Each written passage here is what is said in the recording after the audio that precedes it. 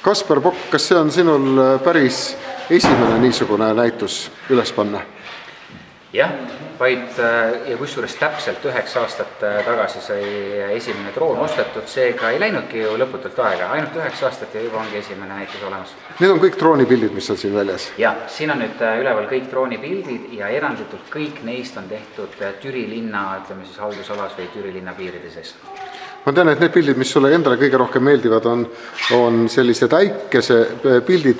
Miks on vaja äikese pilti teha drooniga, ega taevale ju lähemale ei saa? Taevale lähemale tõesti ei saa, küll aga see on tore, et sa saad teiselt kõrguselt hoopis teise tähenduse sellele pildile, et maa pealt tehes paratamatult võivad linnatingimustes või mitte ei või, vaid kindlasti jäävadki ette puud, põõsad, majad, mis iganes müra, aga juba 120 meetri kõrgusel õnnestub mul kõike seda ju vältida. Kas see pilt, kus kohas on suur vanker ühtagu peal, tuli taevas ja pilved ka, on see siis nüüd kompositsioon? Nii ja naa, võib täitsa öelda, et on küll. See kompositsioon sündis seda pilti tehes. Küll ei ole siin Photoshopi kompositsiooni, et... Aga ikkagi looduses päris nii oli, jah? Looduses päris nii oli ja mis on tore, on see, et need samad mõlemad fotod siin on tehtud möödunud aastal muinastulede öö ajal, seega justkui nagu ongi muinastuled, oli ka öö, et hästi kihvtilt läks kokku ja oligi, siin on hästi näha, oli üks äikesepilv Türilt siis Rapla poole vaadates ja ühel hetkel, kui ma nagu avastasin, et ilusasti jäävad tähed ka pildile, ma ütlen ausalt, et seda fotot ma juba hakkasin nagu sättima ja kui palju neid pilte tuli, ma ei oska öelda, ma kahtlustan, et umbes 4-kohaline number ja sealt on siis tehtud praegusel tänase seisuga 2 nopet. Sa kirjeldad ennast ametinimetusega videograaf. Just. Kas see tähendab seda, et see, mis siin toimub, see on niisugune vanaaegne ja mitte enam päris see asi? Enneks videograafil ka ju natukene näpud teinekord vääratavad vale nupu peale ja tuleb nii-öelda rekk, ehk siis selle salvestuse nupu asemel hoopiski fotosalvestus. Aga tegelikult eks kõik see, mis on üleval ja ülevalt vaade, see on ju mind paelunud pikalt. Ja miks mitte siis mõnikord neid hetki tabada, selge on see, sellist vaadet videosse on oluliselt raskem saada kui fotole, seega eks siin on natukene ka mugavust, et tuleb lihtsamalt vastavunu teed minna. Tegelikult ma mäletan seda, sa olid vist selline 16-aastane, kui üks tolleaegne fotograaf, kes ei raisanud eriti häid sõnu teiste fotograafid, oli väga üllatuslikult, ütles, et sellel poisil on silm olemas. Ja see oli Kuma majas, kui sa mäletad, oli Lii niisugune fotograaf. Et Lii oleks nii hästi öelnud, seda ma ei ole küll ei mäleta. Ta ütles, me varjasime sinu seda tookord. Ja väga hästi varjatud 20 aastat saladusega. Vaat selle 20 aastale ma tahangi nüüd tähelepanu juhtida, et kui talent oli juba 20 aastat tagasi olnud, miks see on alles esimene näitus? Üks varalahkunud hea sõber ütles, et iga asi omal ajal või natukene hiljem, järelikult siis nüüd oli hiljem. Nüüd on see käes? Nüüd on see käes, jah.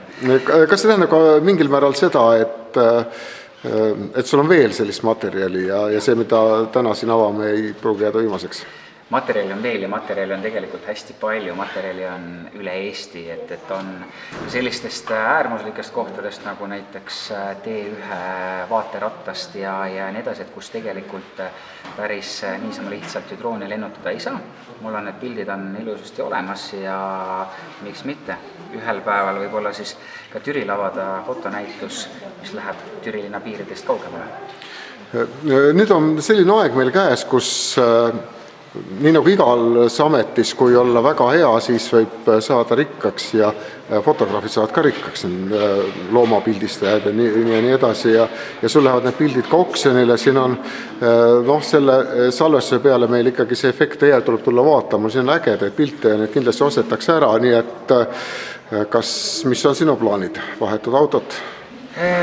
Minu plaanid on teha uusi ja veel paremaid pilte, sellepärast, et siit oksjonitulust, see kõige suurem oksjonitulu, mis mina sellest saan, on see hea meel ja teadmine, et see piltide müügist saadav raha läheb minu meelest väga õigesse kohta, ehk siis paikassile. Ja see on ka see organisatsioon, kes siit samast, meie enda Türi linnast ju tegelikult vajadusel ju loomi ära päästab, nii et loodame. Kui me liigume siin natukene, siis me leiame siin ka selle paikassi annetuskasti, nii et selleks, et nendele tegelastele sõbraks olla, ei pea vist tingimata pilti kohe ära ostma. Absoluutselt mitte. Ei pea pilti ostma, kellel raha on, siis kõik raha võtab paigas 2 käega vastu, alati. Ma tegelikult hea meelega ka kutsuks Erko Helmiku siia, kes võiks tegelikult öelda seda, et mida või mille jaoks näiteks teil seda raha kõige rohkem tarvis oleks? Meil kõige rohkem läheb seda raha vaja eelkõige siis kasside ravi jaoks. See on nagu kõige suurem kulu, mis meil on, ja sealt järgmised siis on söök ja nende ülalpidamine. See on nagu põhiline osa, mis võtab, sest et meil hetkel on kassitoas 115 kassi, kes iga päev vajavad toitu, sooja ja ka siis ravi. Et see on niisugune lõputu ring, millega me tegeleme. Kaspar, kas sinul on kass olemas? Ma tean, sa oled rohkem koera inimene vist või? Mul on koer ja mul on ka kass ja mul on ka varjupaigast võetud kass muideks, nii et me oleme vähemalt ühele kiisule uue ja parema elu andnud. No vot, see algatus on selles mõttes nüüd küll väga tore, aga kas selliseid Kaspari-suguseid inimesi tuleb tihti ette, kes?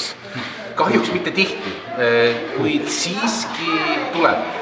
Et see oli nagu meie jaoks väga hea uudis, eriti hetkeolukorras meil siin, kus on väga-väga palju muid MTÜs ja hetkel nii-öelda pildil olevad hoopis muud teemad, siis et nende seast meie MTÜ, kes tegeleb loomadega, välja on nopitud, siis meie jaoks on see väga-väga hea meel, et teada ongi Kasparit kui loomainimest, siis eks seal ole see mõte sees. Üks asi, mis neid lemmikloomi inimesi seob, on see, et ma olen märganud nii üks kui teine, nad tahavad olla head. Nad tahavad ise endale pai teha, nii et siin on selline võimalus, et kui mõni inimene tahab ise endale pai teha ja seda iga päev, kui ta pilti oma seinal näeb, siis tuleks teha üks vägev hinnapakkumine ja natukene suurem. Natukene suurem. Sellepärast, et selle igat senti on nii tohutult vaja ja sõbrad, ärge hoidke ennast tagasi. Võt nii, Türi kultuurimaja ees siis fantastiliselt ägedad pildid ja fantastiliselt tore eesmärk, kuhu läheb nende piltide müügist saadav tasu.